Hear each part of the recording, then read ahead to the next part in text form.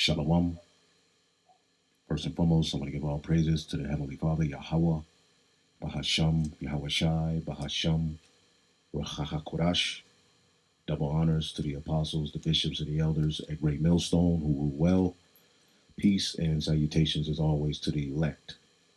I wanted to get into the topic, all right, of food, all right, offered to idols, all right, or foods and meats sacrificed to idols and bring understanding, all right, to this controversy, and hopefully you brothers and sisters are edified, as there has been controversy, back and forth, with particular camps, as over the years, questions have arose, right, of can believers in Yahweh Bashim Yahushai eat the meat, eat the food that is lawful, all right, that will be associated with particular holy days on the left hand side, all right, and we deal with it according to the scriptures, all right, and we deal with it in balance, all right, and that's what we're going to deal with today.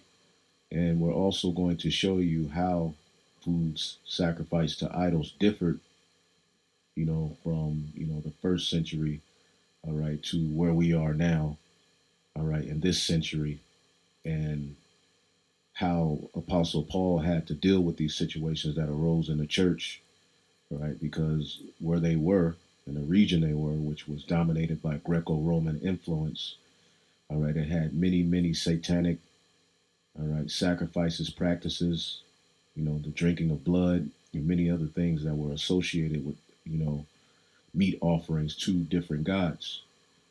All right, so we're going to go into this and hopefully bring, balance and understanding to this situation, and hopefully you leave this lesson, all right, being edified and comforted, because that's the purpose of us doing this. All right, and we'll deal with, Paul's letters. And first, I want to deal with, this condemnation to being stoned, by Alazar Bunloya of the Sakari camp, using these scriptures: Numbers, the 25th chapter; Exodus, the 34th chapter; Deuteronomy, the 13th chapter; Revelation, the second chapter. We're going to deal with these first head on and show you that his usage of these scriptures to condemn us to death, all right, meanwhile rubbing elbows with blatant idol worshippers and unbelievers, all right, is hypocritical. All right, that's the first thing we're going to deal with, because he used this scripture here in Numbers, okay, as our forefathers were in the wilderness. We know that the stubbornness and hard-heartedness of Israel, all right, was even spoken about of, by Apostle Paul. All right, it's evident, many of our forefathers, all right, were put to death. There was a generation whom the Lord allowed to wander 40 years and die off because of their unbelief and their hard-heartedness. Now, when we get here to Numbers, the 25th chapter, all right, it says, "And Israel abode in Shittim," all right, "and the people began to commit whoredom with the daughters of Moab." See, they started to commit whoredom with the daughters of Moab. "And they called the people unto their sacrifices, all right, of their gods," all right, "and the people did eat and bowed down to their gods. Israel joined himself to Baal Peor, and the anger of Yahweh was kindled against Israel." All right, so they're associating this practice, because when you get into the understanding of what these heathen were actually doing as they sacrifice these various different, not only meat offerings and drink offerings to these gods, they would strangle particular animals and, drink the blood. All right, and Israel was joined unto that. And when you deal with Baal Peor, okay, it means God of the opening. All right. As a matter of fact, let's look it up here. I believe that's what it means, Lord of the opening. Okay. Baal Payawar. All right, Lord of the gap, or Lord of the opening.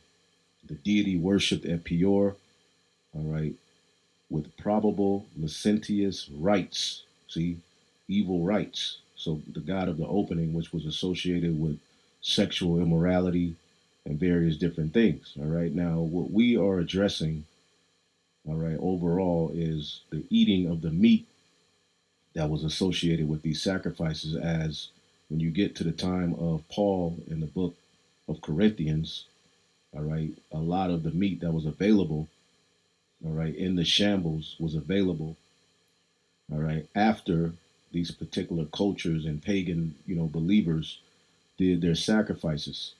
They would sell the rest of the meat in the shambles, all right, in the markets. And we're going to deal with it, all right. But right here, this is not dealing with merely the meat, okay. Israel joined themselves unto these gods and bowed to these gods. We are in no shape, form, or fashion telling you to bow to a particular God. All right. What's happening in the book of Corinthians, dealing with Apostle Paul, was dealing with meat that was sold in the markets, just as today you deal with meats that are sold in the markets that have been offered to idols. All right. And I wanted to say this also, there can always be an argument. All right. You have individuals who rub elbows with blatant unbelievers where we are commanded, all right, not to be unequally yoked with unbelievers. All right. You have some believers who say they can go to the club, and, you know, shine their light in the club. Now, when you deal with the club, right, as Alizar, they like to go to the club, and you got particular believers, in their liberty, they go to the club. I'm not condemning you to death if you go to the club. I'm not saying you wicked, but me myself, I prefer not to go.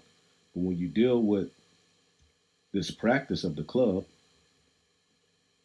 all right, let's get it real quick. This is the book of Romans 13 and 13.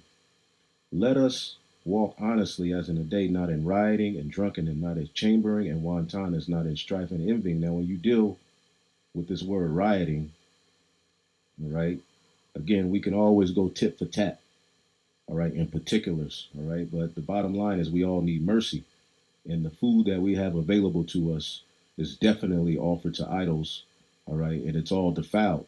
The best thing we can do is pray to Yahweh Bashim Shai, all right, with what we have, all right, and eat as lawful as we can because everything is defiled again. So the word here is komos. It says revel, carousal, a nocturnal and riotous procession of half drunken and frolicsome fellows who, after supper, parade through the streets with torches and music in honor of Bacchus, all right, or some other deity, and sing and play before houses of male and female friends, hence use generally of feast and drinking parties that are practiced till late night, all right, and indulge in revelry. All right. Now, when you deal with the club, all right, that is basically in dedication to Bacchus, the god of wine.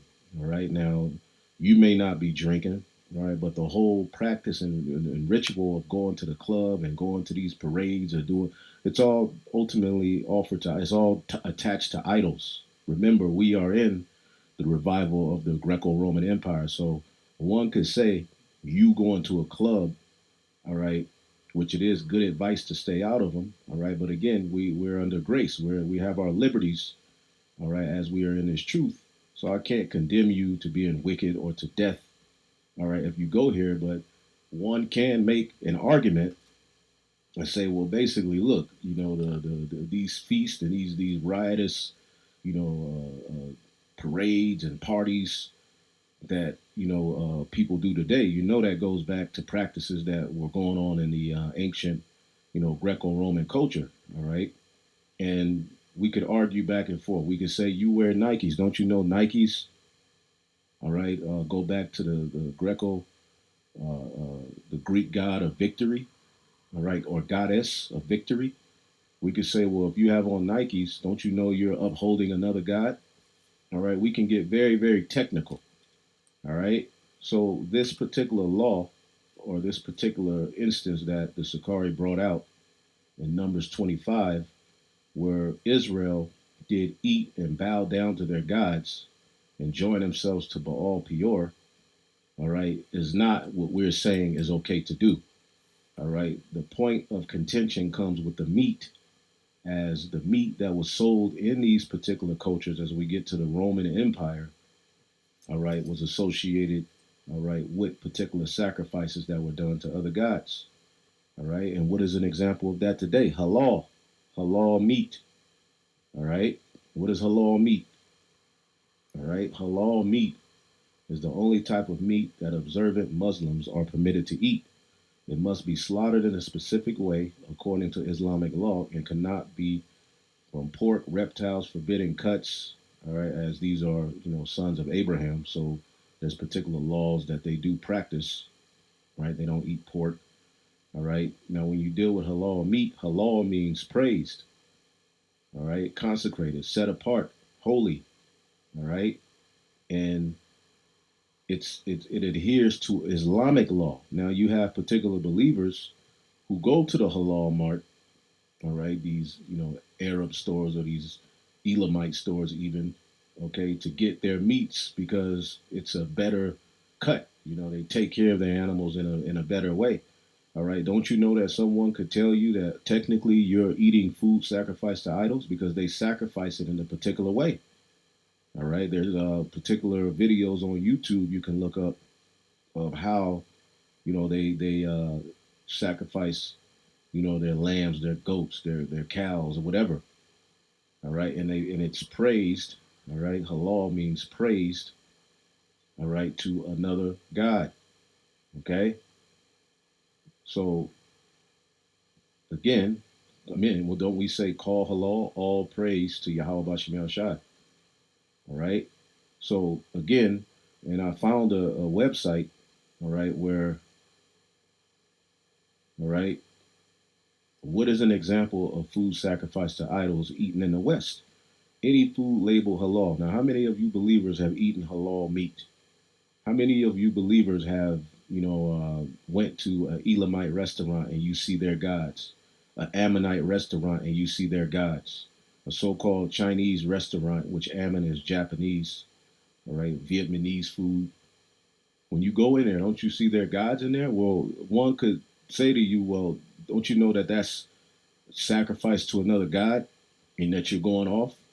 So what Alizar is saying that basically we and the Apostle Paul should be stoned, as we're saying the particular meats that are associated with this that are lawful. I mean, just eat it, all right. But if it condemns your spirit, as we'll get into, Apostle Paul also dealt with that aspect of it. You shouldn't, all right. The bottom line is peace amongst the churches. So any food labeled halal, which means it has been sacrificed to Allah, all right, of Islam, to make halal meat. For example, the animal is to face towards Mecca in Saudi Arabia, and the throat is slit after the Bismillah. All right, there you go. There, the Allahu Akbar. All right, which is a broken form of Hebrew. All right, which means Allah is greater. See, it is declared over it. Yahweh Shai, it says Jesus is among those whom Islam's Allah is being declared greater. So you'll have some believers say not to eat it. All right, but then they'll go to McDonald's, they'll go to Burger King, and like Alizar does, they'll even go to Taco Bell. Which look at the Taco Bell logo and you clearly see a 666 hidden in it, and that's not even real meat. All right, so again, this can be a very, very petty back and forth. All right, which would lead to nothing fruitful. All right, but I wanted to deal with it as again they brought out Numbers the 25th chapter, and they also brought out Exodus, the 34th chapter, before we get into the lesson. All right, in the 12th verse, take heed to thyself, lest thou make a covenant with the inhabitants of the land, whither thou goest, lest it be for a snare in the midst of thee. But ye shall destroy their altars, break their images, and cut down their groves. Okay, so that was the order. Destroy their altars, break their images, cut down their groves. All right, for thou shalt worship no other God. See, this is dealing with the worshiping of other gods. We worship Yahweh Bashim Yahweh Shai. When we eat our food, we pray over it in the name of Yahweh Bashim Yahweh Shai, right? For Yahweh, whose name is jealous, is a jealous power. Lest thou make a covenant with the inhabitants of the land and they go a whoring after their God. See, this is what this is dealing with, going a whoring after other gods. and do sacrifice unto their gods, and one call thee, and thou eat of his sacrifice. See? And when you deal with how these sacrifices were taking place, it was some very, very wicked, all right, practices tied to these things. Okay? So again, they're using this scripture, all right, which is dealing with bowing and a whoring after other gods, okay, and eating of their sacrifices, partaking of the sacrifice, okay, partaking of the ritual, partaking of the things tied to it, which this is what made the Lord mad. All right. And then they went here to Deuteronomy, the 13th chapter, to say basically this is why we should be stoned to death. All right. Meanwhile, they rub elbows with blatant idol worshippers like Sanetter, all right, and the rest of these guys, people who deny Yahweh Shai, okay, people who are blatant idol worshippers, and they call them brothers. You see? Now, according to the law, those are the people who should be stoned to death because they are trying to call you to worship another God. Deuteronomy 13 and 1. If there arise a prophet among you, a dreamer of dreams, and giveth thee a sign or a wonder, and the sign or the wonder come to pass, whereof he spake unto thee, saying, let us go after other gods which thou hast not known, and serve them. You see? Now they are making the argument, all right, because the question came up, all right, if my family cooks on so-called Thanksgiving and I eat the food, am I going off? And some brothers will say, all right, yes. Some brothers will say, well, I'm just eating the meat. I'm not partaking of any of the crap they are part of. I'm just there. I'm eating. I leave. All right. But some people are bothered by that. Some people are tie that day, all right, to Satanism, and basically the meat and everything is offered to, the god of Mars and all of this, and they don't eat it, which both have the right in their liberty in Yahweh Bashim Yahweh Shai. This is what we're saying. Okay, whether you eat it or whether you don't, do it all in the name of Yahweh Bashim Yahweh Shai. All right? It's just food. We're just dealing with the food. We're not dealing with the sacrifices and the practices. And again, the way that, Jake, they get together and they may have these, happy Thanksgiving, which I don't go. I don't have family like that. But not everybody is in the position I'm in. Some people live with their family. Some people go visit their family just to say what's up. All right? And don't feel condemned. But then you'll have certain believers that'll say, you know what, that's wicked. I'm not going, and they feel condemned, so they don't go. And Apostle Paul dealt with these extremes and how to handle it because again, things came up. All right, and we'll show you, all right, as they are saying the Apostle Paul broke the order of Acts the 15th chapter, why Paul had to deal with this. All right, because these are questions that were arising as, all right, he left Corinth, because I would believe he was there 2 years. All right, and after he left, there came what? Dogs and people amongst the church, all right, with arguments and seducing them to get back into idol worship practices and various different things. See, so we're saying, let us go after other gods and serve them, as this law says here in Deuteronomy the 13th chapter. Okay, so as you keep reading, you should not hearken to that prophet who has these dreams and tells you to follow after another god. And then verse 5 says, and that prophet and dreamer of dreams shall be put to death.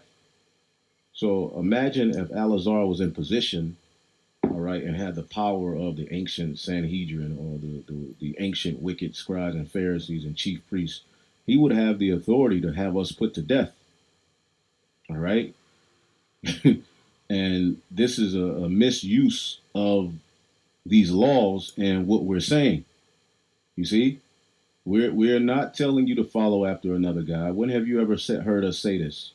All right. The question that came up in the book of Corinthians, all right, is dealing, all right, with food that was offered to idols that was sold in the markets. And we're going to get some background, all right, to give you an understanding of what Paul was facing, what this church was facing in Corinth, because Corinth was lit. It was the center of many idols and wicked practices on the left hand side. And these Gentiles who became followers of Yahweh Bashim Yahushai through the teaching of the disciples and the apostles, what they did, all right, was left off from those idols, and a lot of those idols still had power over them, all right, and associated with the meat that was sold to these markets that were tied, all right, to sacrificial practices on the left hand side. Which again, everything you eat here today, all right, is not sacrificing in line with how the meat, all right, of the law, statutes, and commandments of Yahweh Bashim Yahushua should be, all right, sacrificed. All right. Again, when you read the law on clean and unclean meats, anything that is cooked, all right, any stove or any pot that is used to cook unclean things should be destroyed according to the law. That's in that chapter in Leviticus, the 11th chapter. We don't have, all right, that comfort here. You go to a restaurant, all right, you think they're gonna, switch, think they're gonna throw away a stove because they cooked a pork on it? No. Even if they wash it off before they cook your food, the food according to the law should be, the stove according to the law should be destroyed. So there's no way to win, as the meat that we have goes through many, many wicked practices. The animals are raised wicked, all right, and terrible. By the time we get it, we're just going to the market, and we just have to pray to Yahweh Bashim Shai, all right, over what we're buying, all right, hoping that it's, in hopes that we don't, destroy ourselves. See? In another scripture I want to get real quick here in Revelation, the 20th chapter, or 2 and 20, all right, as the Most High, through Yahweh Shai, through the angel, was speaking to the church at Thyatira, all right, Thyatira, all right. It's a church that was raised up of followers of Yahweh Shai, all right. What they were doing here, it says, notwithstanding, Revelation 2 and 20, I have a few things against thee, because thou sufferest that woman Jezebel. Now, is it the literal Jezebel, all right, the heathen wife of Ahab, King Ahab? No. All right, it's a spirit, all right, which the Apostle Paul had to address, all right, particular things that were going on in these churches. That's why he said, I suffer not a woman to teach, nor usurp authority over the men, because in these churches, Queen of Heaven worship was a big thing as they turned from those idols, all right, but it still plagued their mind, and they still allowed particular things that went against, Yahweh Bashim Yahushua. So in a lot of Paul's letters, he had to address it. Okay, let the woman learn in silence, not to usurp authority over men. These were things, all right, that he had to deal with, as these churches, all right, were raised in places where woman worship was a big thing.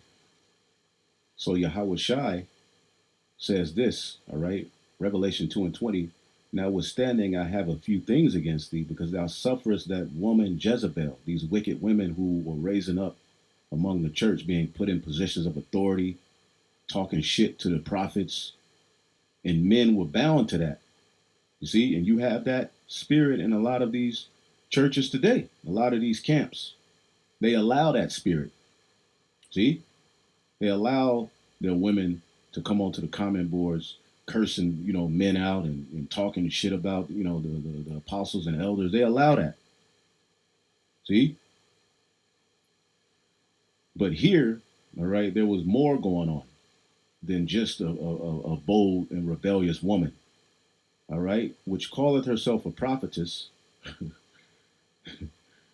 all right, to teach and seduce my servants to commit fornication and eat things sacrificed to idols. You see?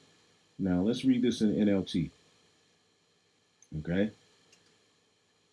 Because again, with those wicked practices, all right, there were drink and meat offerings tied to it. Just like on the right hand side, did not we have drink and meat offerings, all right, to Yahweh Bashim Yahushua? Well, these wicked practices on the left hand side did the same thing to their gods.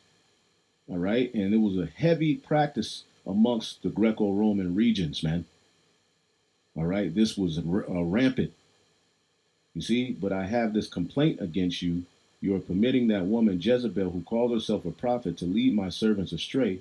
She teaches them to commit sexual sin, and to eat food offered to idols. So this was going on even amongst the churches of Yahweh Shai.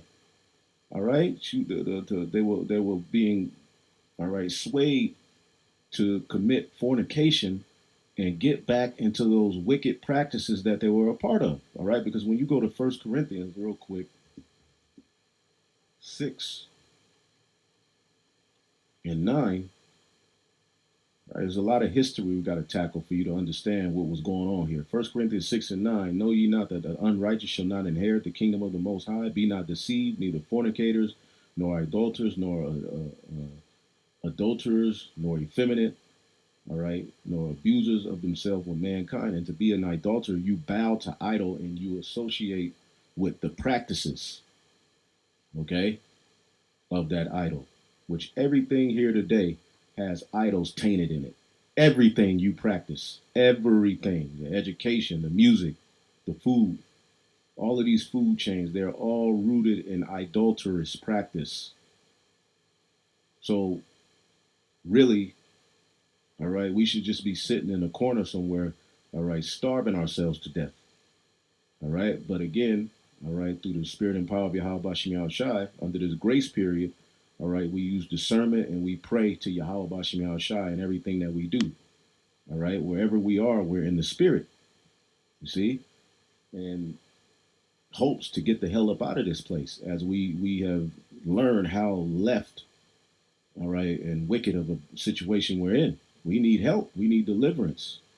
All right. If the law was applied to us, right, we would be all destroyed. All of us. None of us would make it if the first covenant standard was applied to us. So, nor idolaters, nor effeminate, all right, which goes into, the sodomite, all right. You have particular males, all right, that were used by, Greco-Roman officials that were used as boy toys. See, this was a heavy, and this is a heavy spirit here today. Back then, it was more out in the open. See, nor abusers of themselves with mankind, nor thieves, nor covetous, nor drunkards, nor revilers, nor extortioners shall inherit the kingdom of the Most High. As such were some of you. See? As such were some of you. Some of the believers who came to Yahweh Bashim Yahweh Shai through the preaching of the disciples, the apostles, turned from these practices. As crazy as that sounds, right? But ye are washed, but ye are sanctified, ye are justified in the name of Yahweh Bashim Yahweh Shai and by the spirit of our power, Yahweh. See? So again, when you get here to Revelation 20, some of these particular churches fell back into those idolatrous practices. You see? And again, they started to get into the rituals, as we showed you just an example of it here in Numbers, the 25th chapter. Okay? They would eat and bow down to their gods. Okay? All you have to do is look it up. See if I can look it up real quick. All right? Let's get Numbers. My internet is tripping, so I'm going to just go here. Numbers 25 and 2. All right? And did eat of the things sacrificed to idols, so became guilty of idolatry, and by doing so, when they had eaten and drinking and were merry, were led to other acts of idolatry, and bowed to their gods, which was a plain and open act of idolatry, whereby they testified their faith and their divinity and their reverence for them. See, this is what Jake was doing back then, and this is what we are being accused of. Meanwhile, you're hanging with people that literally do that, right, with Egyptian and gods of no value. And they're your brother and they're cool. All right? It says, they solicited the daughters of Moab, hearkened to them to comply with them. And this is what King Solomon did. And they used to take the image of Peor out of their bosom and said, worship this, signifying that on the condition they would gratify them. All right? And thus whoredom led. And that's what happened. You had temple harlots. All right? All kind of wickedness was going on. You see? And this is what kind of practices were going on, in these areas, all right, in Corinth, all right, Rome, and these various different, Greco-Roman territories. Now, when you get, let's get Acts the 15th chapter, where these Gentiles who were freshly coming in. This is before the book of Corinthians, Galatians, Romans, and all of that was written. You see, these particular Gentiles, all right, who were brought in, were being forced to, meet the standard of the first covenant, even, be forced to be circumcised, right? So, they had a council, and this was the order, all right, by James here, all right, who was a pillar in the church, all right. It says, Acts 15 and 19, wherefore it is my sentence is that we trouble not them which from among the Gentiles are turned into the Most High. Many of the Gentiles who were scattered among the heathen turned back to the Most High through the preaching of the word. See, they had been raised as complete Greeks and Romans, right? But through the preaching of the word, they were compelled to repent, all right? And people think, using grace and, the standard of, grace and liberty, leads to one, doing whatever the hell they want to do. No, all right. When you understand Yahweh Shai's sacrifice, you should be compelled, all right, to keep the law to the best of your ability. You see?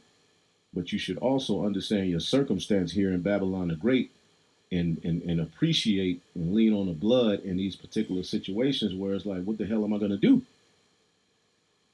Okay? It says, but we write unto them that they abstain from pollution of idols and from fornication and from things strangled and from blood. All right, now let's get to the history of this. All right, because of course, these new coming, Gentiles, it will be good to order them to stay away from these things. All right, it will be very good. All right, but the question came up in the book of, all right, Corinthians dealt with eating the meat, not the practices. All right, not the sacrifices. All right, not going in the temple and partaking in these rituals and drinking the blood. Because, yes, that's what they did. Why do you think James is saying this? Because these were the practices. So, what I'm going to do is go to this. All right, this is BibleTopicExpo.worldpress.com. All right, let's see here. So, we're going to read some of this article and we're going to jump to the book of Corinthians. All right, we're going to jump to the book of Romans and deal with why Paul was writing these letters and the questions that were coming unto him and what he was hearing about. These churches were starting to return to various wicked practices. All right, you even had an instance where a dude slept with his father's wife. All right, severe wickedness was going on. And Paul had to write letters and address these things as he couldn't just show up. He couldn't just do a FaceTime. He had to write letters. And what we're reading when we read Corinthians, Romans, Galatians is the letters addressing what was happening and the issues that were arising. Okay? So when you deal, let's see here. When you deal with, let's see here. Let's just get to the point. The society and religious beliefs of Nero's Roman Empire, 54 to 68 AD, a beastly regime, were quite different from ours. Times were much worse in the first century, all right, world than the 21st century America. All right, very different. All right, way more barbaric. All right, but the Esau's getting ready to get back in that spirit. Okay, let's see here, and we'll get that. Yeah, it says, let's see here, Salaki. It says, as background, let's first reference scriptures about idolatrous practices which were extant in the ancient world.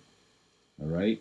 And again, we just showed you a few examples which we're being accused of. We're being accused of enticing our people to, partake in, wicked sacrifices, bow to other gods, which that's the last thing we're doing, right? You listen to our videos, you never got the notion that you can do that, right?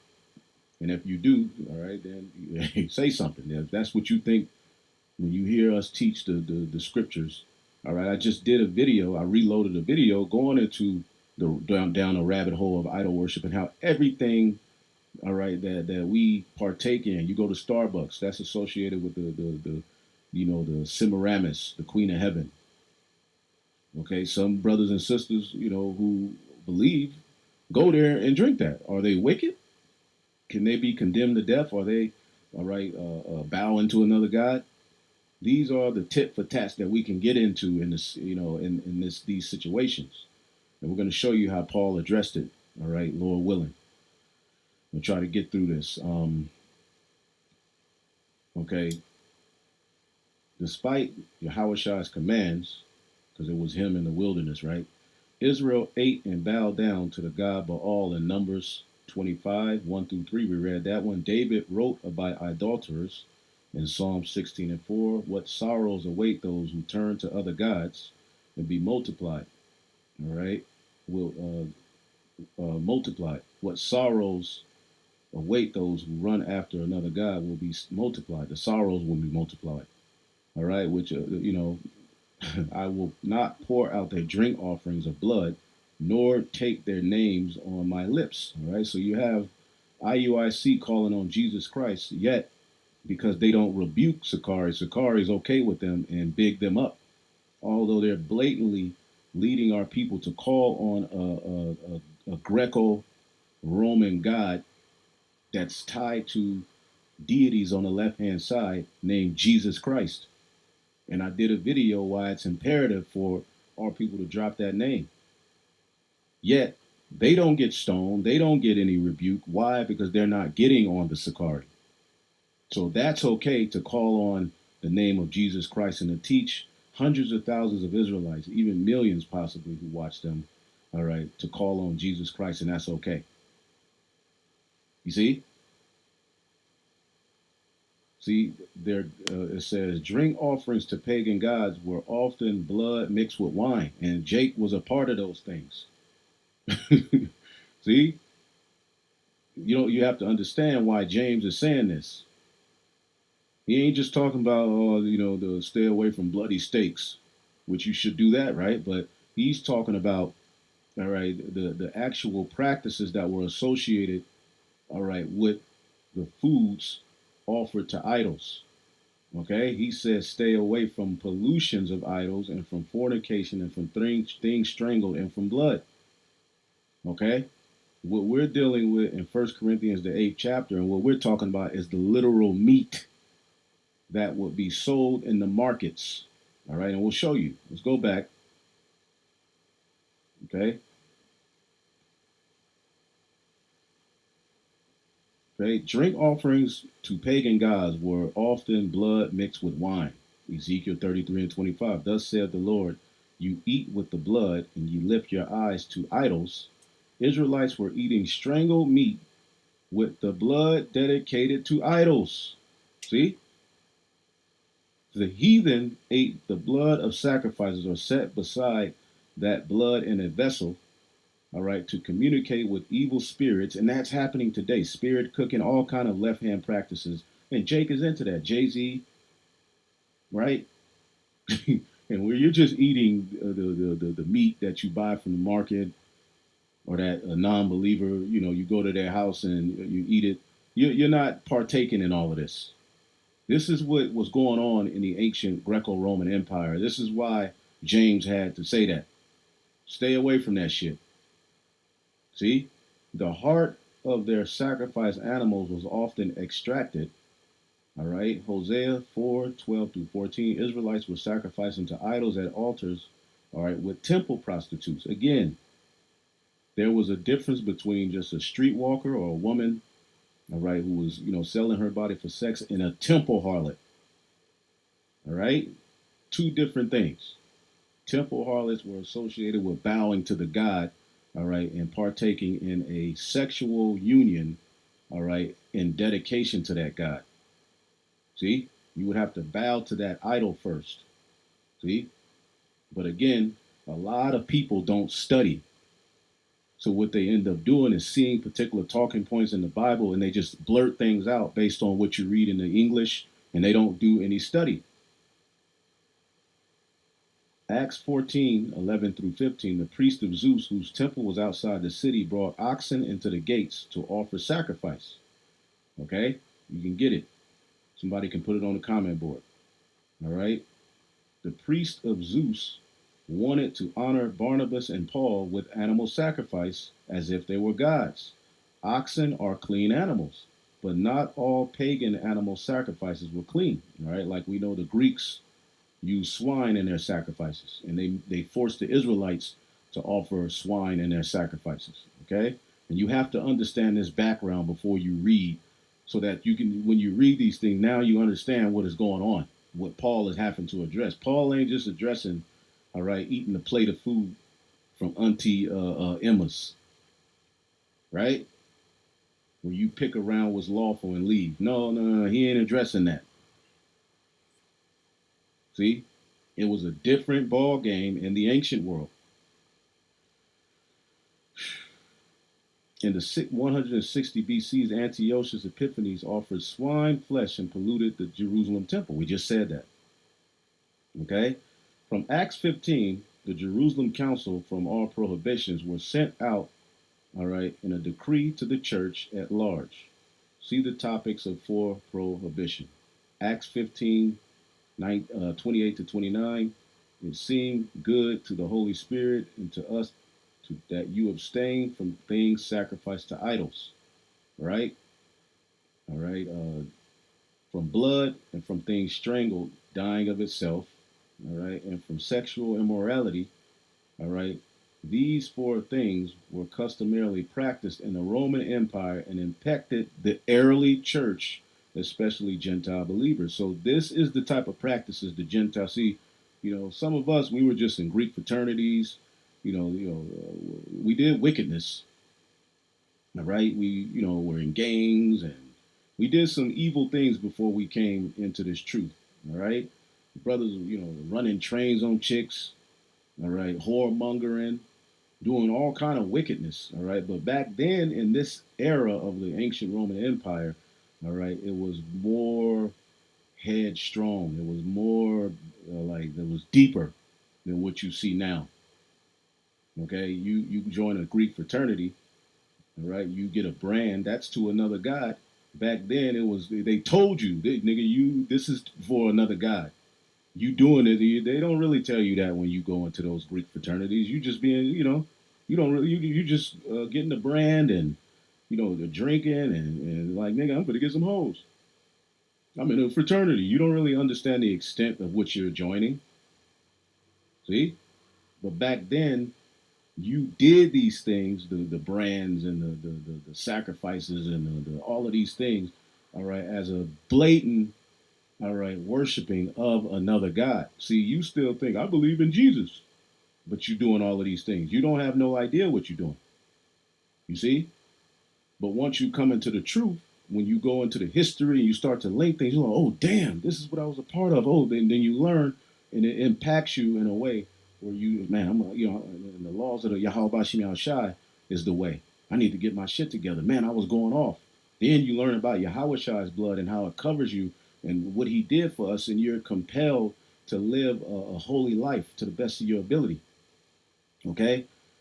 It was said anciently, all right, the worship of pagan deities could be engaged in almost every and in or on almost every street corner. See, just like we see, liquor stores and Walmart and churches, which those are temples to wicked things. Back in the ancient world, the blatant worship of pagan deities would be engaged in almost every street corner. All right. First Thessalonians 1 and 9, Paul wrote, Christians at Thessalonica had turned from idols to serve the true God. First Corinthians 12 and 2. All right. When the followers of Yahweh at Corinth were pagans, they were led astray to dumb idols. We always get that. Let's get it real quick. All right. Hopefully, you're starting to understand what we're going into because there's more. There's more. It may have to be two parts. But let's get 1 Corinthians 12 and 2, as we always get. 1 Corinthians 12 and 2, ye know that ye were Gentiles carried away unto these dumb idols, even as ye were led. See? It was different than our background. There was a lot going on back then. All right. It says Acts 15 and 29 prohibited Christians from sacrificing to idols at pagan temples. Okay. You all should study these things, especially if you're going to be a teacher. All right. Yet years later, some in the churches, Revelation 2 and 14, Revelation 2 and 20, still eat things sacrificed unto idols and commit immorality. All right. And in that sense, it was sexual immorality, violating Acts 15 prohibition. So what they're teaching is that Paul violated it, all right, by teaching about eating the meat that was sold in the shambles. And we'll show you. The worship of pagan gods and goddesses was a way of life in the ancient world. A multitude of animals were often sacrificed. All right. Het- Hecatomb was a Greek term for offering oxen. Now, I'm not going to read all of this. All right. Here's a hypothetical question. Would the Holy Spirit have approved or disallowed of Christians eating a roast beef sandwich at the Aphrodite dinner and wine shop adjacent to her temple? All right. Paul explained where, when questionable food should and shouldn't be considered defiled by idols. All right. He wrote 1 Corinthians around 55 AD. All right. Ancient Corinth. All right. Southwest of 50 miles southwest of Athens, Greece, had many idol temples to Aphrodite, all right, Apollo, Demeter, Poseidon, all right, and so forth. You can look those guys up if you want to, but they're just idols on the left hand side, all right, which all of those idols are back here today in Babylon the Great. And in some form or fashion, they guide the culture in which you live in. See? In first in verses of 1 Corinthians 8, Paul addressed eating things sacrificed to idol. Pagan idols represented pagan gods. All right. And it says here concerning the eating of the things sacrificed to idols. All right. Now, is he talking about partaking of the ritual? No. This is what you have to understand. All right. And we can keep reading that, but we're going to jump to it ourselves. Okay. Because there's a balance to it. But when you go here, this is what we have to understand about that time. Throughout the Roman Empire, animals were sacrificed to gods at feasts and public occasions. Part of each offering was used in a ceremonial meal, just like the sons of Aaron. They would go into the temple and change out the showbread every Sabbath, and they would offer sacrifices, and they would eat that bread that they had just changed out, and they would eat the rest of the sacrifices, man. Okay, as a matter of fact, let's see if we can find that real quick. Give me a second. My internet is starting to trip. Um, let's see. I have it somewhere. I think I had it saved in some of my notes. Okay. Yep. Leviticus 6. Let's get that. Leviticus 6 and 26. That's one of them.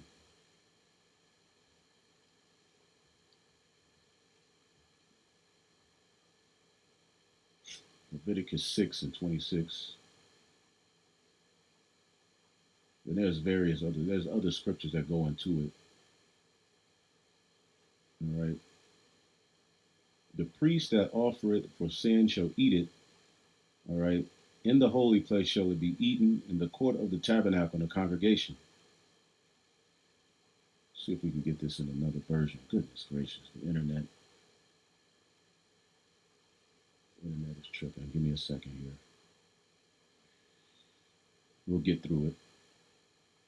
All right, it's more that meets the eye when you go into these types of things, and you should know as teachers, like we ain't expecting everybody to know on this deep of a level, but as a teacher, you have to know these things, especially if you're going to be making accusations that brothers should be stoned and put to death. All right, because you've done many things worthy of being stoned and put to death, and you want mercy. All right, but you're condemning, all right, brothers for just eating meat and food, but they believe in Yahweh Bashim Yahushai. All right, but as we'll show you, under this grace, whether you eat it or whether you don't, we're not supposed to condemn one another over eating. As the scriptures say, the kingdom ain't meat and drink. It's just meat. If it's lawful, you eat it. Live to see the next day. But you'll have certain believers that are like, nigga, you die, you eat that shit. All right, that's why you got to be mindful of what you do. All right, who are you in front of? What you say, who you're in front of, man. Now, the Leviticus not 6 and 26, the priests who offer the sacrifice as a sin offering must eat this portion in a sacred place within the courtyard of the tabernacle. See, we even had rituals where we ate the meats in certain offerings, man. See, yep, Numbers 18 and 10. In the most holy place thou shalt eat it. Every male shall eat it. It shall be holy unto thee. All right, you can go more into it. Um, But that was a practice that we had, but we did it on the right hand side to our God. All right. But you have to understand these particular pagans, these heathen, had their rituals to their gods. So here, throughout the Roman Empire, animals were sacrificed to gods at feasts and public occasions. Part of each offering was used in a ceremonial meal or went to the donor. All right, because it was people who brought these things to be offered as sacrifices. Like you would bring your offering to the priest or your gift or whatever. In our culture, they had it in theirs. Part of each offering was used in a ceremonial meal. All right, they would have the parts that were most holy and they had to be offered up. The rest went to the donor. The remainder was sold in the meat markets, sold in public meat markets. All right, the dilemma that came about is should followers of Yahweh eat meat that had all right, been offered to idols. Jews, all right, the circumcision had prohibitions. Pagan temples also served as restaurants and butcher shops. Wait a minute now. Here in Babylon, as we said, if you go to a East Indian restaurant, Elamite, they have Krishna. They have their God sitting, and you'll see Buddha in certain cultures just sitting there, all right, or the guy with all of the arms. You'll see all of these guys sitting there, pictures, actual idols carved out, sitting there looking at you. All right. Again, butcher shops that we get our food from, right? Like I like to go to the Elamite mart, all right, to get some of my meats, all right, and especially herbs and spices. But don't you know, those can be called pagan shrines and temples because they worship other gods and they're serious about their other gods. They make bread every day. I go and get the chapati bread. Now, are you going to tell me, because I go there and get the bread and certain meats that I worship those idols tied to it? No, I don't. Neither do you. I know you just want the meat because they handle it in a better way. All right. Again, these cultures that are surrounded here in Babylon the Great, who have setups here, they have their marks. You go to the African mark, which some of them are Jake, some of them are actually Hamites. They have better stuff. All right. And when you go there, what do they have? They have their meats. All right. But again, the way that they do a lot of these things is associated with their idols, their God. They're not praying to Yahweh Bashim Yahushai. All right. They don't eat meat from anywhere else but where they get it from. See, those marks are for their people. All right, but see, your black ass or my black ass, we go in there and say, "Well, I'm here. I want some." Right now, am I going off? Am I worshiping idols? Am I bowing to idols? No, I am just buying the food that is sold in the public markets, and this is what Paul was dealing with, and we'll show you. Okay,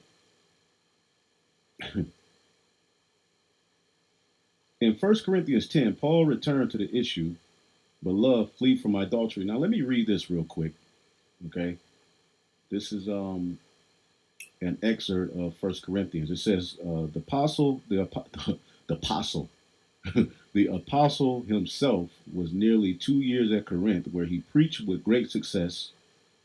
All right, and was the instrument of converting many people, who by him were formed into a church state. Many churches were being set up, consisting of both those of the circumcision and those of the uncircumcision, which will say Jews and Gentiles, Jews and Greeks. All right, as is clear from many passages in his epistle, and whom he left in good order and in great peace and harmony. But quickly after his departure, false teachers got in among them, and bad principles were embedded by many of them, and evil practices prevailed among them, and they fell into factions and parties, which occasioned the apostles to write these epistles to them, all right, as well as their writing to him concerning things they desired to have judgment and opinion on. All right, it is thought to be written about the year, all right, uh, say Christ 55, in the first year of Nero, though some place it in the year 59. All right.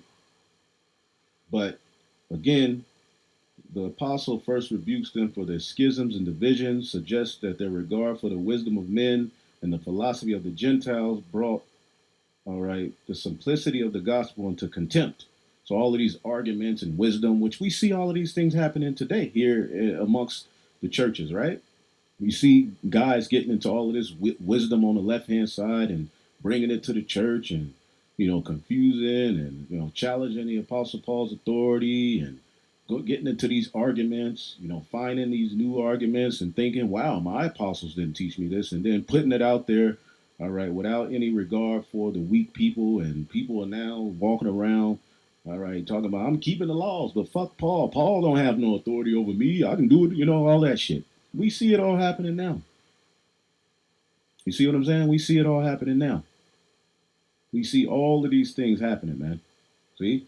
But as it says here, pagan temples also served as restaurants and butcher shops. So when you go to eat your Elamite food, your Vietnamese food, all right, which it's best to make your own. Learn how to make take their recipes and make your own. But you may find a particular restaurant you might happen to like. Don't you know there's actually a Indian temple here in Dallas where they have a vegan buffet, and it's very good, right? But when the buffet is closed, they're burning incense to gods and all kind of different stuff up in there. Now, this was early in the truth. I haven't been in a long time, but I didn't realize what was going on there. It was just, man, I heard about a good, there's vegan food, Indian food. I like Indian food, Elamite food, right?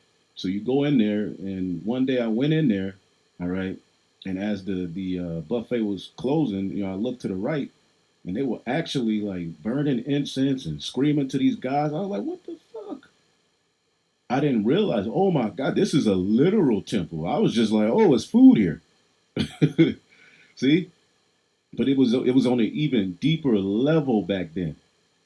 Okay, some people like to eat the pho, the Vietnamese pho, all right, the noodles with the the soup and the but when you go there, look around.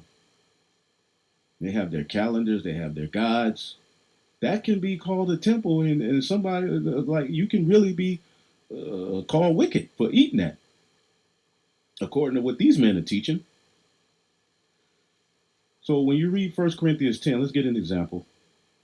All right. of what's being said here. I'll call that brother back. Give me 1 second. So long. I'm doing the lesson. Everything straight?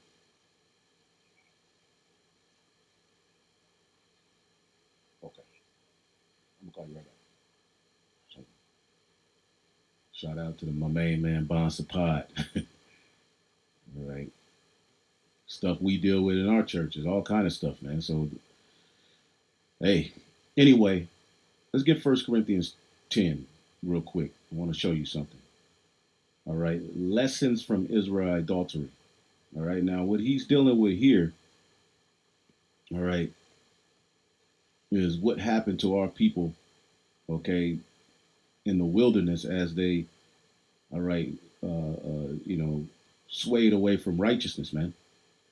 Okay. He's talking about our people, you know, our fathers.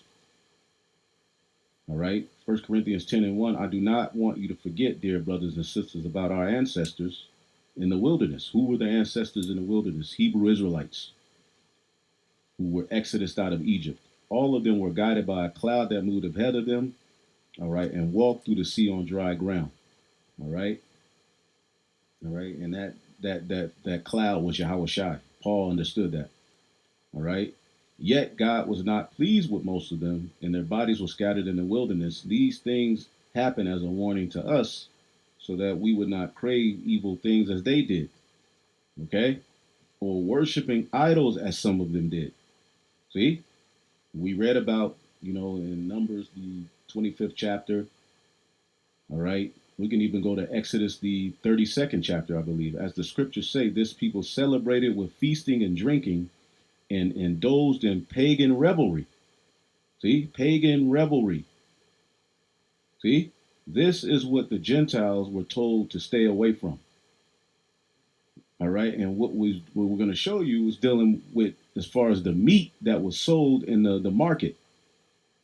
All right, which again, the meat we eat here today can be offered to an idol. It says we must not engage in sexual immorality as some of them did, causing 23,000 of them to die in one day. And you can find that uh, instance in the book. I believe it's Exodus, the 32nd chapter.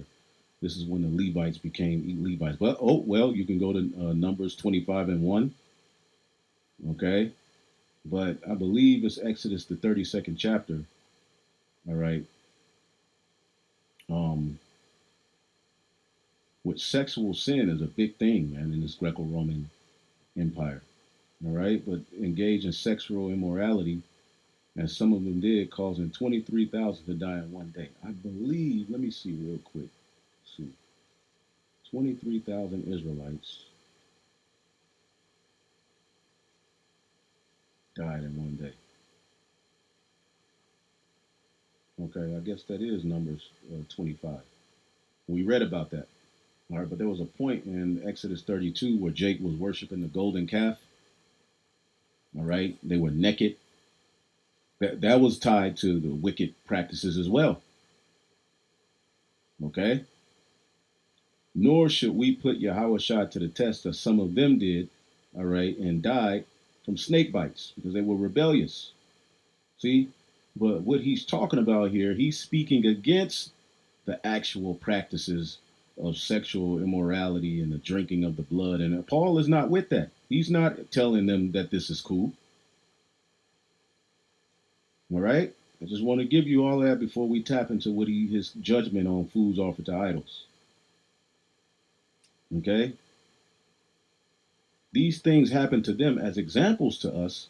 They are written down to warn us, all right, who live at the end of age. All right? And again, we showed you, all right, in Exodus in Numbers 25, that Jake bowed to Baal Peor and went and partook in those sacrifices. All right, ate the meats and laid with those women and were joined unto Baal Peor. Paul is speaking against that. We are speaking against that. All right, I just want that to be made clear. All right, and as we go down, because a lot of these churches fell back into these practices. As we hear, Paul is telling you not to do those things. All right? Let's see here.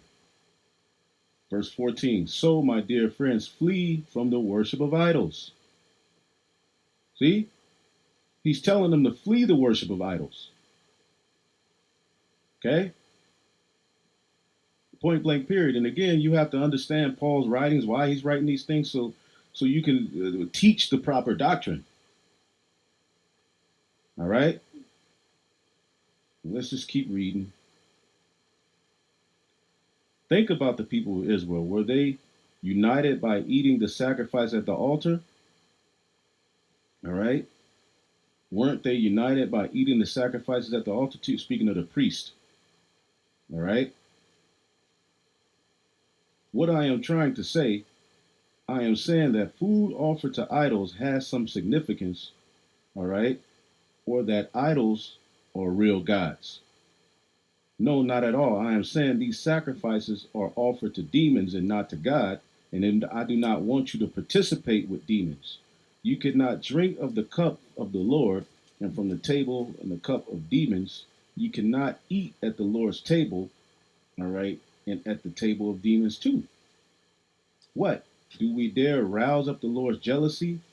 All right. Do you think we are stronger than he is? Because Jake started to go back into those temples and partake in the sacrifices, and they started to fall off and merge it to the church. Okay? That's what they were doing. You say, am I allowed to do anything? But not everything is good for you to do. You say, am I allowed to do anything? But everything is not beneficial. Right? Don't be concerned with your own good, but for the good of others. So you may eat the meat that is sold in the marketplace without raising questions. All right. Now the word is going to say shambles. All right. Which is Makelion. When you read the King James, it says shambles. All right, Makelon, a place where meat and other foods are sold, the meat market. All right. So listen to what Paul is saying. Let's go back. The butcher stall. All right, which again we just showed you in a lot of these meat markets, most of them. Okay, the meat was offered to an idol. Okay. Let's go back here. Before it was sold in the shambles, just like yours. I don't care where you go. I go to Whole Foods. How was it sacrificed? How was it butchered? Was it butchered in the name of Yahweh Bashim Shai? So we can make the no, it wasn't. So we can make the argument that it's offered to an idol.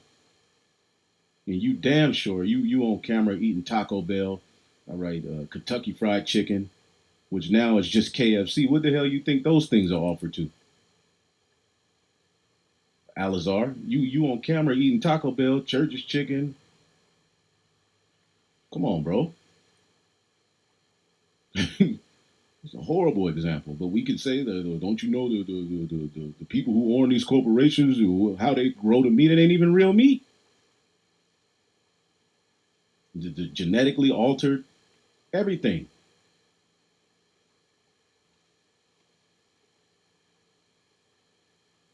So here it says, so you may eat what is sold in the marketplace without raising questions of conscience. All right. So when you go to these different stores, eat, just buy what's lawful and pray over it. For the earth is the Lord's and everything in it. All right. Technically, the Lord made cows. The Lord made chicken. The Lord made, salmon. But the way that everything is raised here, you can be, defiled in your mind about eating anything. And how could you move forward like that? All right, as Paul said in Romans the 14th chapter,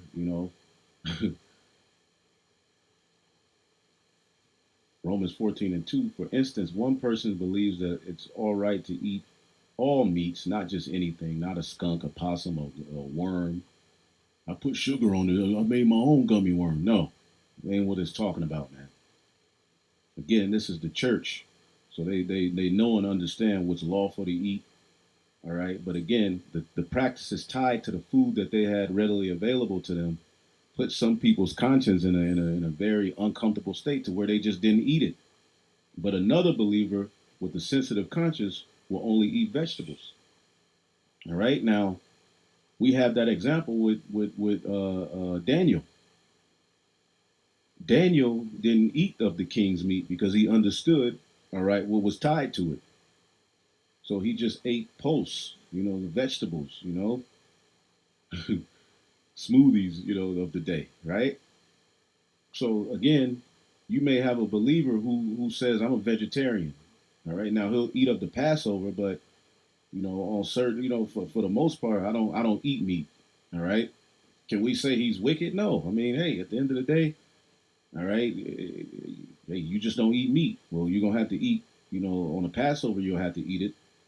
All right, but if you don't want to eat meat, you don't eat meat. But back then, they weren't eating the meat because they knew the source of it. Those who feel free to eat anything must not look down on those who don't.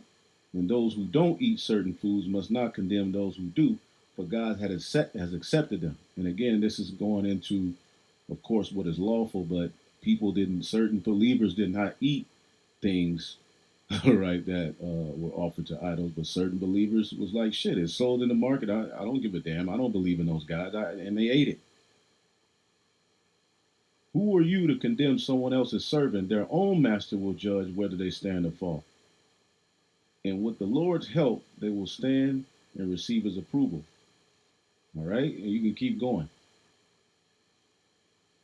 All right? So let's stop condemning each other. Decide instead to live in such a way that you will not cause another believer to stumble or fall. All right? And that's one of the conclusions.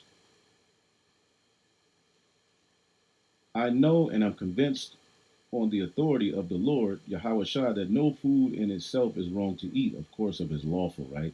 But if someone believes it is wrong, then for that person it is wrong. So for you brothers at the Sakari, right, Alazar, if you in your body, you say don't eat a plate of food. My boo bring me a plate from her auntie house, and I tell her to just put lawful things and make sure there's no swine, and then she bring it to you on those particular days. I mean, you may have somebody that say don't eat that.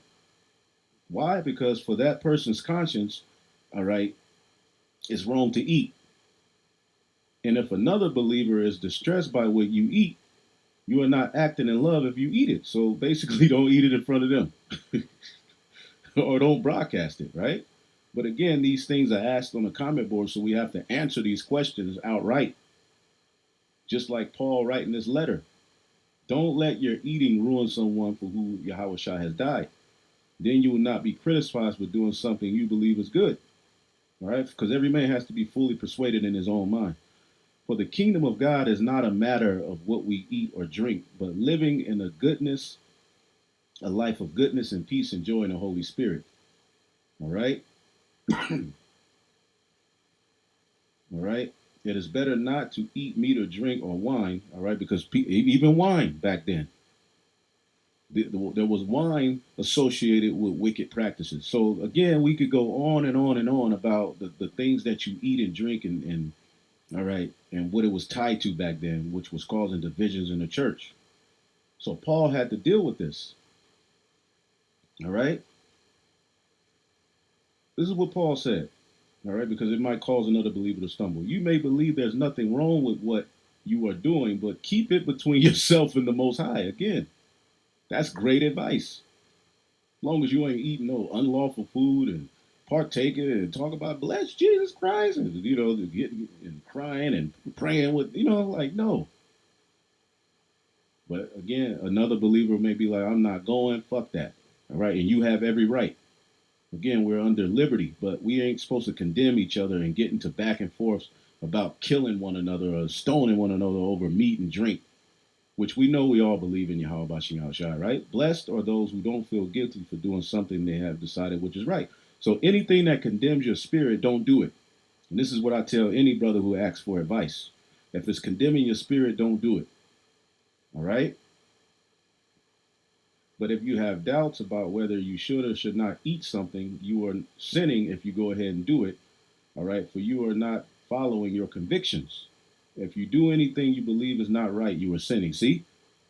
All right. And again, the argument, all right, of the day was eating the food that was sold in the markets, in the public markets. Okay? That's what it's talking about.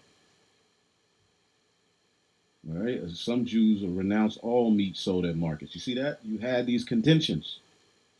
That's what Romans 14 is dealing with. Now, people will read that, Christians, and think it's talking about pork, hippopotamus hips, all right, snake, rabbit, turtle. No, man, it's talking about the food that was sold in the markets that was associated with these idols before it was sold in the market. And Paul gave a very balanced answer. But you can hinder somebody who is weak regarding what, because they understand what it's tied to. All right. So let's go to 1 Corinthians 8, and we should finish it off here. But let's finish this out. 1 Corinthians 10 and 27. If someone who isn't a believer asks you home for dinner, accept the invitation if you want. You don't have to. You don't have to go. All right. And of course, particular people who are close to you who even invite you somewhere, they already know. I don't eat this. I don't eat that. Like my family's in Cali, but they know. All right, because it don't have to be so-called Thanksgiving for them to cook. Certain families always cook. All right, so you go. All right, they know you don't eat this and that, and they'll tell you, yeah, Jay, I made you the greens without the pork in it is over there because they know, right? So again, that's just a background. But again, everybody's situation is different and it's true. All right, and we have to be mindful of that. If someone who isn't a believer asks you home for dinner and accept the invitation if you want to, eat whatever is offered to you without raising questions for conscience. Of course, all right, understanding what is lawful and not. All right, you're not just fit to, they put a piece of catfish in front of you. Oh, okay. No, you pray over it, you eat it. All right, you talk your little talk, you leave. Okay, that's usually how that goes. But suppose someone tells you this meat was offered to an idol. Okay, back then that meant more than just standing over the food praying to Jesus. No, that meant that it came from one of those temples that was associated with the idols of the day, where they would drink blood and then they would sell it, the butcher shops and all of that. Don't eat it out of the consideration for the conscience of the one who told you, because they are now going to associate you eating it with you, all right, worshiping that God. See? It might not be a matter of conscience for you, but it is for the other person. Why should my freedom be limited by what someone else thinks? See? But these are things to take in consideration. If I thank God for the food and enjoy it, why should I be condemned for eating it?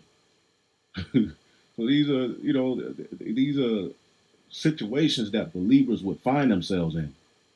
This is why Paul is having to address this. And a lot of people don't understand. Paul is writing letters and addressing matters that are personal to people in the church. Okay? If I thank God for the food and enjoy it, why am I condemned for eating it? It's lawful. And that's what they're doing. They're trying to condemn us for eating lawful food, all right, on a day that people hold holy in this world. We don't hold it holy. It's just Thursday. I'm off.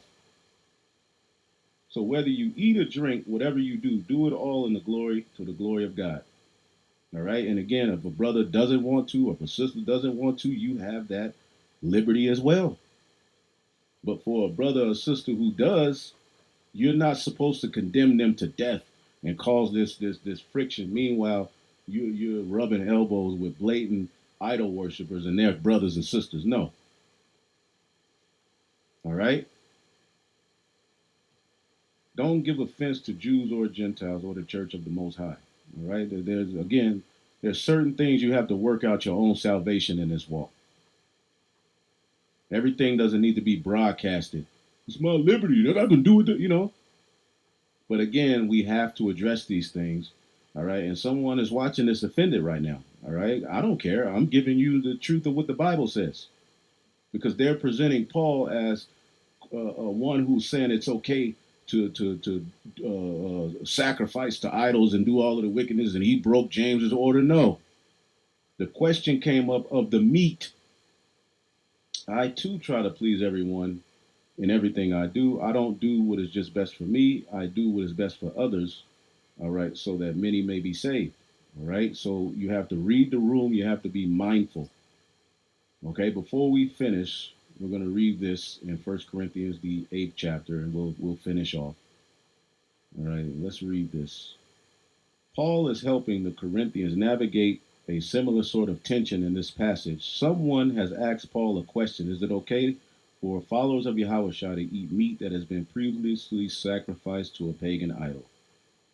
All right. In Corinth at the time, most meat available had been used as part of temple sacrifices. So Corinthian Christians were wondering if it is okay to eat that meat, whether they purchased in a market or were dining with non Christian friends. Why you got non Christian friends? All right. But then you with Sonetter. You see the hypocrisy of these guys, man?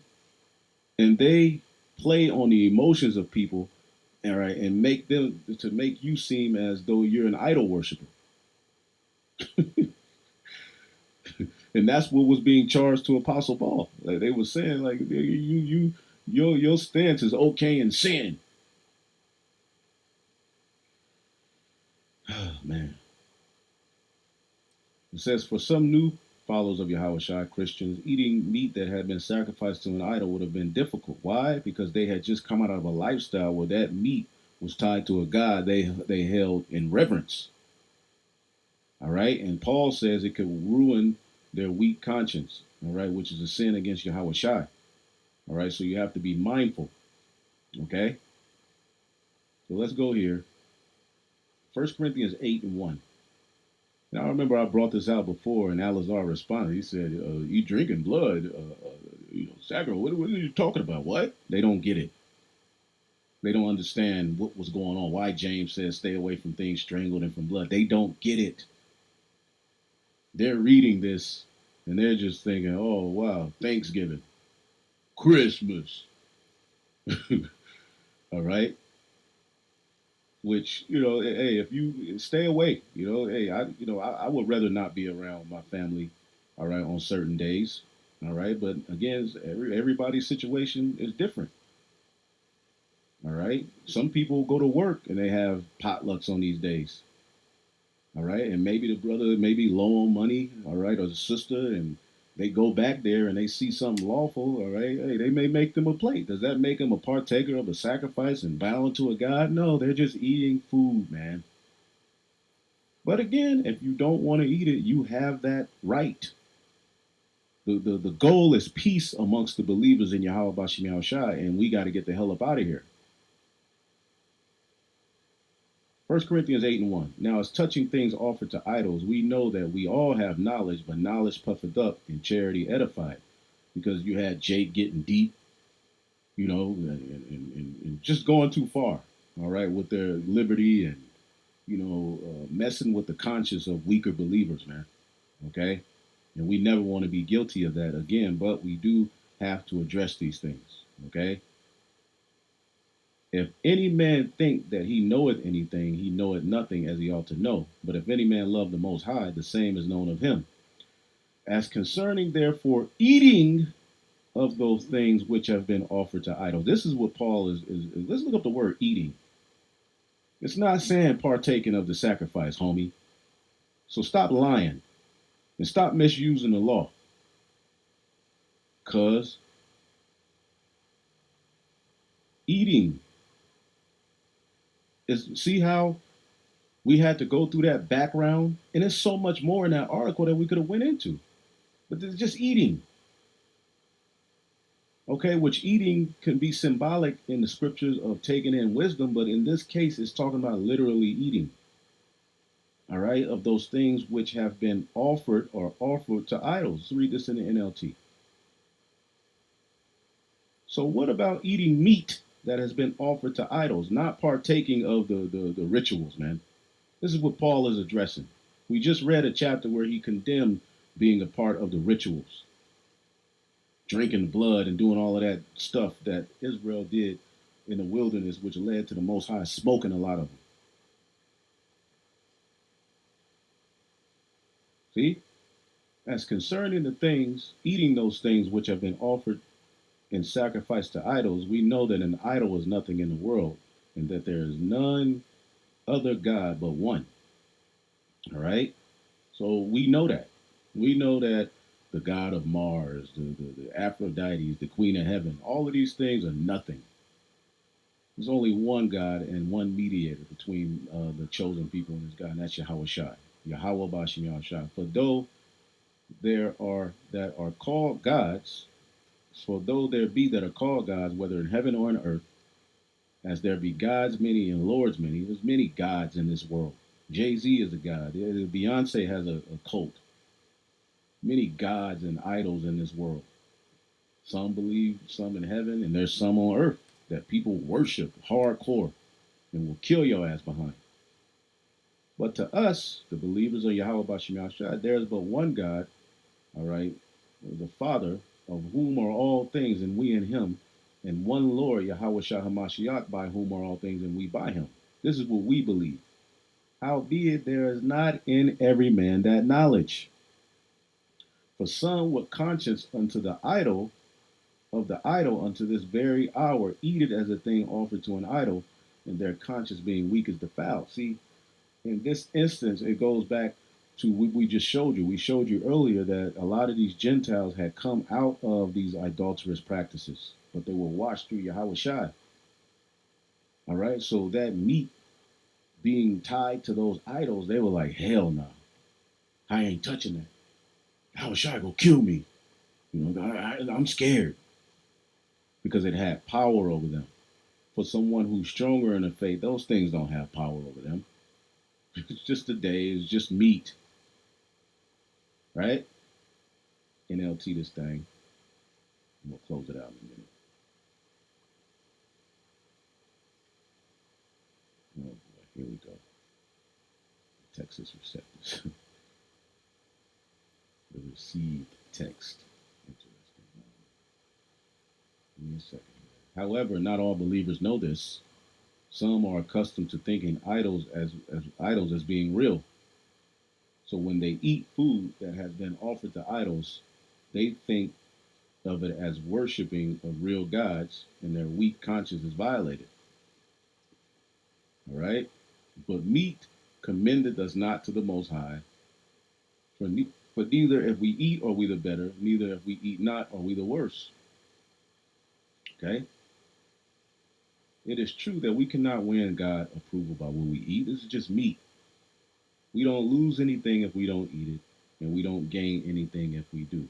All right?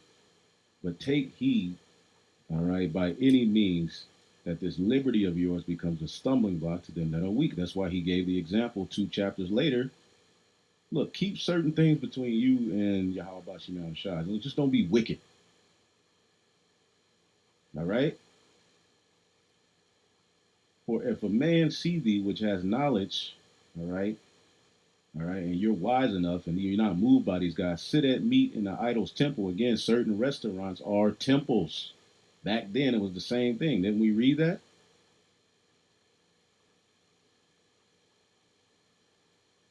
Somewhere in here.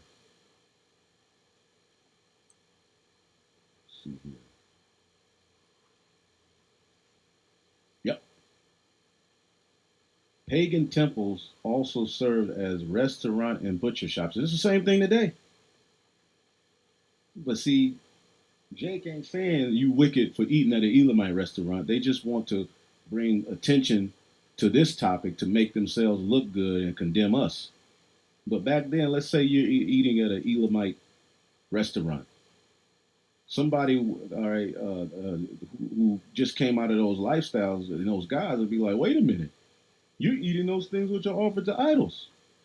And through your knowledge shall the weak brother perish of whom Yahushua died? But ye sin so against the brethren and wound their weak conscience, and ye sin against Yahushua. Wherefore, if meat make my brother to offend, I will, all right, eat no flesh while the Lord standeth, lest I make my brother to offend. So that was the breakdown. All right, if it's gonna make offend my brother, I'm not gonna do it. So again, that's why it's best to just keep certain things to yourself. All right, and then in this chapter, he goes into his use of liberty. I have to read that in my own time. All right, but anyway, I'm gonna leave it there. All right, the point was made.